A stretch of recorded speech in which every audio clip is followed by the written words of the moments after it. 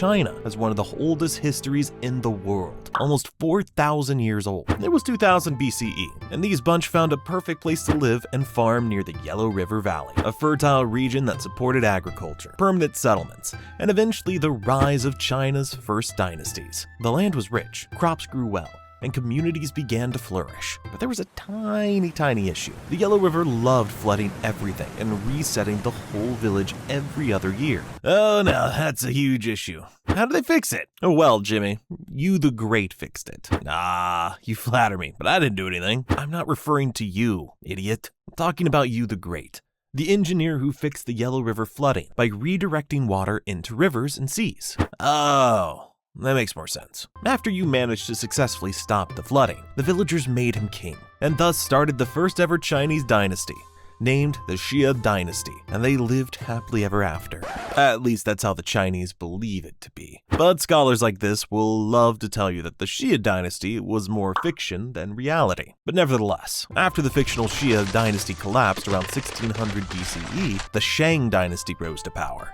They were the first dynasty with clear archaeological evidence. They have literal receipts this time. Take that, you archaeologist suckers. The Shang marked the beginning of China's recorded history. They were known for their advanced bronze technology, early Chinese writing, and oracle bones used for divination and communication with ancestors. Dear ancestors, should I attack my enemies? Maybe, but fix your own drama first. I have a peaceful reign, without anyone overthrowing me. Absolutely not. Also, stop asking bones for life advice. Sassy bunch, I see. But nevertheless, they laid the foundations for Chinese culture, religion, and early state rule. Hey, look, it's almost 1046 BCE. That's like almost 3,000 years from now for you historically challenged people. The brand new Zhou dynasty overthrew the Shang dynasty and introduced one of China's most influential political ideas, the Mandate of Heaven. What's this heaven thing, you may ask? Well, the Mandate of Heaven was the belief that an emperor ruled because heaven approved of him. If the emperor was secretly naughty, then natural disaster might occur or rebellion might start. That means no nasty business for the king, otherwise heaven will be upset, and he will be overthrown by either another dynasty or rebellion. So that means I can simply kill the king, take over the throne, and claim it was all the Mandate of Heaven's doing, and I had nothing to do with it. And I can be the next king. I mean, technically, you're not wrong. That checks out under the Mandate of Heaven. Oh, perfect then. That'll do. And that's exactly what happened. One dynasty after another overthrew each other and claimed it was the Mandate of Heaven, doing all of it, because the king was secretly naughty, and they had nothing to do with the overthrowing part. Like all other dynasties, the Zhou dynasty began to lose control. China broke apart into many competing states, so basically they lost the Mandate of Heaven. Instead of one strong empire, China became a battlefield of rival kingdoms, constantly fighting for power. With all this chaos, people began asking, how do we create order? That's why this era produced China's greatest philosophies, like Confucianism, Taoism, and legalism. Confucianism emphasized moral behavior, respect, and social harmony. Taoism taught living simply and in balance with nature. Legalism believed strong laws and strict control were necessary to maintain order. So Jimmy, tell me, out of all these beliefs, what's the most obvious choice for the Chinese? Peace? Fight. Oh, well, of course fight. That's the right choice always. Yeah. Hey look, it's already 475 BCE. During this period, China was divided into all these territories. Every territory had their own ruler and army. Finally, the Qin ruler defeated all the other rulers and united the whole of China under the Qin dynasty. The first time ever, China was truly united. Qin Shi Huang became the first emperor of China. Also, the name China came from the Qin dynasty. Once in power, Qin Shi Huang standardized everything. Writing, currency, weights, and laws. He also started building some parts of what is today known as the Great Wall of China. He's also famous for his enormous tomb, protected by the legendary terracotta army. Thousands of life-size clay soldiers buried to guard him in the afterlife. But the Qin dynasty ruled with extreme control and brutality. After Qin Shi Huang's death, widespread anger and rebellion erupted, and the dynasty collapsed only a few years later. Damn. Looks like they lost the Mandate of Heaven. After the collapse of the Qin, China again became divided. But soon the Han dynasty managed to defeat other kings, stop the peasant rebellions, and reunite China. The Qins were brutal, so the Han began a post-Qin reset. Less brutality, more stability. The Han Dynasty restored unity and became one of the greatest golden ages in Chinese history, so influential that it shaped China for the next 2,000 years. Well, looks like these people found the mandate of heaven. This era was stable, so they invented paper and established the Silk Road to trade silk and spices across Persia, India, and the Roman world. Things were going so good for the Han that they decided to take over Vietnam and some parts of Korea. The Han almost ruled for 400 years. That's a long-ass time. Sure it is. So how did they collapse? Well, Jimmy, one word: eunuch. The last Han kings were very young, and the trusted eunuchs around them saw an opportunity and started using them as puppet kings, and everything went downhill. Taxes rose, food shortages happened, so the peasants were like, you know what, we're gonna go wear this yellow turban and start a revolution. That's what they did. After 400 years of rule, around the year 220, the Han Dynasty collapsed, and China was again broken into 3 pieces, otherwise known as the Three Kingdoms period. This period is quite famous in Chinese history because of epic battles, brilliant strategists, non-stop drama. It's basically the Chinese Game of Thrones, but finally, someone found the mandate of heaven, and China was reunited again. Hey, look, it's already the year 581. What is this hot new trend people are talking about? During the Han Dynasty, Buddhism came to China from India through the Silk Road. Merchants, monks, and travelers carried Buddhist ideas from India to China. After the collapse of the Han, Buddhism spread throughout China during a period of chaos and uncertainty. Finally, after 4 years of chaos, another dynasty took power and reunified China. They were the Sui dynasty. The Sui reunited China and built huge projects like the Grand Canal. They also tried to invade Korea like 4 times and failed miserably. That's why their rule collapsed within 50 years. Amateurs. But don't worry, the Tang dynasty is here to save the day. The Tang dynasty ruled China for almost 300 years. This period is often seen as the high point of Chinese civilization. This period produced some of China's greatest poetry, art, and literature, and Buddhism spread widely across society. The Tang also had the only woman in Chinese history to rule as emperor. What? How is that even possible during those times? Asked the corrupt eunuch that is eyeing for the throne. Well, my friend, let me explain. Wu Zetian began as a concubine and started ruling China from the back when her husband got sick. Then after her husband's death, she put their 2 sons on the throne. She ruled for 45 years behind the shadows, and then she was like, enough's enough, and became the emperor herself. But over time, the Tang weakened due to massive rebellions, the rise of warlords, and powerful corrupt eunuchs. Damn these eunuchs, they're everywhere. And the dynasty eventually collapsed in 907 CE. Well, they lost the mandate again. Time for a new dynasty. This time it was the Song dynasty. The Song dynasty was a period of major economic growth and technological advancement in China. It saw important innovations like gunpowder, printing, and the compass, along with the rise of large, sophisticated cities and a vibrant urban culture. However, despite its cultural and scientific strength, the Song was militarily weaker and constantly faced threats and invasions from powerful northern nomadic groups, which eventually weakened the dynasty. Hey look, that's Genghis Khan riding this horse. What's he doing? Oh well, it looks like the Mongol Empire is taking over the world.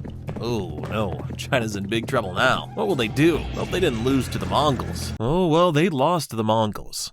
How can they fight these people who ride horses like this? The grandson of Genghis Khan, called Kublai Khan, defeated the Song dynasty and officially founded the Yuan dynasty in 1271, becoming the first Mongol emperor of all China. During this period, China became part of a huge empire stretching across Eurasia, which boosted trade and cultural exchange along the Silk Road. Kublai Khan wanted to invade Japan, so they gathered a huge army and rode towards Japan, and then they realized horses can't swim. So they built some ships, but they got blown away in a storm. They tried a second time, they landed in Japan, but failed to conquer it. And their boats were again blown away by storms. If only those damn horses could cross the sea, then it would have been over for the Japanese. But Kublai Khan got cocky, discriminated against the native Chinese, raised taxes, and eventually lost his empire. Then China was hit by floods and famine. And you know what that means. They lost the mandate of heaven. So people can revolt now. Some people wore red turbans and started a revolution. Well, looks like the Mongols lost. After almost 150 years, the Mongols were driven out of China in 1368, and the Ming dynasty replaced Mongol rule. They restored Han Chinese rule and rebuilt the Great Wall for good this time. They also established a powerful capital with the Forbidden City in Beijing. where no one can enter. Finally, the Ming launched famous naval voyages under Admiral Xi Jinping in the early 1400s, sending huge fleets across the Indian Ocean to Southeast Asia, India, and Africa to display Chinese power and expand trade and diplomacy. They announced to the whole world that they were rich and doing so great. Big mistake. Right around the corner were the Portuguese, Spanish, and British voyages going on. Portuguese merchants were among the first Europeans to arrive by sea in the 1500s, establishing trading bases like Macau. Soon after, Spanish and Dutch traders also appeared, attracted by Chinese silk, tea, and porcelain. Oh look, it's already the year 1644, and you know the drill. The Ming dynasty collapsed because of floods, corruption, blah blah blah, and the Qing dynasty took over. The Qing dynasty was the last imperial dynasty of China, ruled by the Manchus.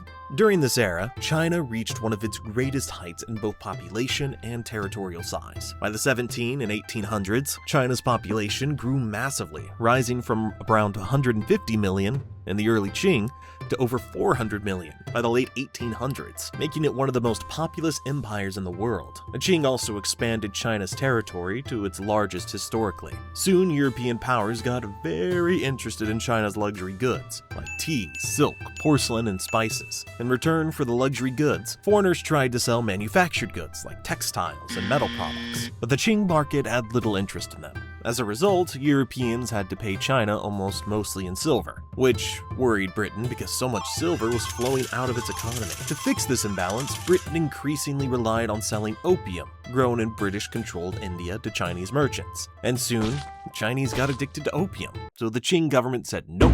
And in 1839, Chinese officials confiscated and destroyed large British opium shipments. The British got angry because they wanted the whole China to get addicted. So they started the First Opium War in 1839. Using its modern navy and weapons, Britain defeated the Chinese.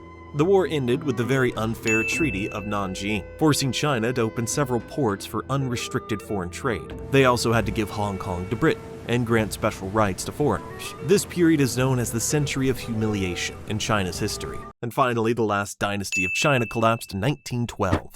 After the fall of the Qing, China was divided again.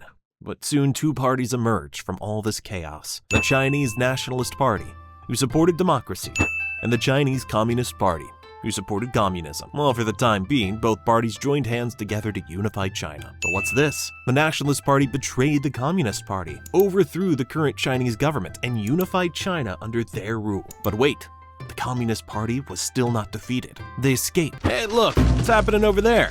Ooh, no. After taking over Korea, Japan is invading China in their quest to take over the world. Japan began its invasion of China by seizing Manchuria in 1931, establishing a puppet state called Manchukuo. This marked the start of Japan's aggressive expansion into Chinese territory. In 1937, Japan launched a full-scale invasion, capturing major cities including Nanjing, where they committed horrific war crimes, which are too extreme for YouTube, also known as the Nanjing Massacre Killing, and abusing hundreds of thousands of civilians. For many years, these events were not openly discussed or fully acknowledged in Japan, but over time, historians have documented these crimes in detail. To defeat the Japanese, both the Nationalist Party and Communist Party teamed up and fought against Japan for years. World War II ended. Japan was defeated, and China got all its land back from Japan, including Taiwan. In this whole process, somehow the communist government got more favorable votes, and the National Party moved to Taiwan in 1949 and started a second China, calling themselves Free China, or more accurately, the Republic of China. Finally, the Communist Party created the People's Republic of China in 1949. The first leader was Mao Zedong. Mao wanted to industrialize China, so he started the Great Leap Forward. He wanted to turn China from an agricultural power into an industrial power. He ordered farmers to make steel and backyard furnaces, so all the farmers stopped farming. They melted their farming tools to create more and more steel, and the steel they created sucked because it was not pure and poorly made. It also triggered a famine because the farmers were forced to create bad quality steel instead of farming. It resulted in one of the biggest famines in Chinese history. Almost 20 to 50 million people died, and so many Chinese became poor. The famine was not enough for Mao. He wanted to make China more communist, so he told all the young people to start a cultural revolution by burning everything that was capitalist. So they burned books, statues, historical sites, cultural treasures. They raided school colleges. Students ratted their teachers for progressive ideology, committed crimes and violence. Finally, all this ended when Mao died in 1976. Man, that guy was something else. I thought it would never end. After Mao's death, Deng Xiaoping became the next leader, and he did everything Mao was telling him not to do. Technically, they became capitalist, but with a very different name. They called it pragmatic socialism. The government reduced strict collective farming, allowing private businesses, encouraged foreign investment, and opened China to global trade. These changes helped modernize agriculture, industry, and technology, and rising living standards, transforming into one of the world's largest economies, and lifting hundreds of millions of people out of poverty by 2010. And finally, modern China was created as you see today. So, that's the 4,000 years of Chinese history. Man, that was a long period. I need a break now. If you want to know China's modern history in detail, let me know. Maybe I'll make another, even more in-depth video in the future. Hey, can you turn that off? It's almost 2. People are trying to sleep here.